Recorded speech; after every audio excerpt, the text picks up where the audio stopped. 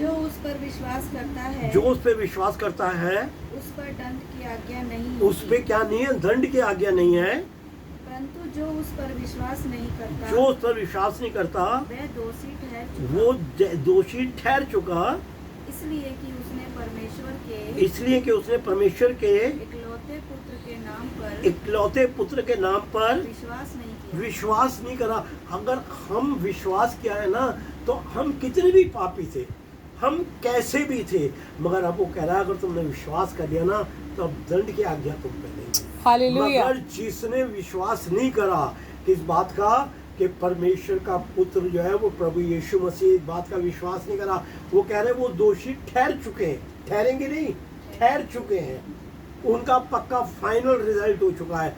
इसलिए प्रभु ने हमें क्या करा, क्योंकि हमने विश्वास करा, हमने कहा प्रभु जी हम पापी हैं, हमारे गुनाहों को माफ कर। देखो हम गुनाह की दशा में थे, हमने बहुत जाने अनजाने में बहुत पाप किए हैं, हम बहुत पापी इंसान हैं। क्षमा करने वाला है कौन है? प्रभु यीशु मसीह। आपको मुझे कहीं जाने की जरूरत नहीं है, आपको मुझे कहीं कहीं पैदल जाने की, कहीं किसी दशा में किसी भी उसमें जाने की ज़रूरत नहीं है। कहीं भी किसी उसमें पानी में हम डुबकी मारेंगे हमारे पाप चले जाएंगे।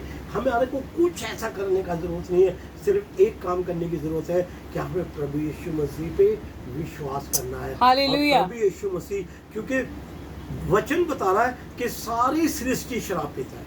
बताइए कौन से पानी में जाके पाप धुलेंगे हमारे?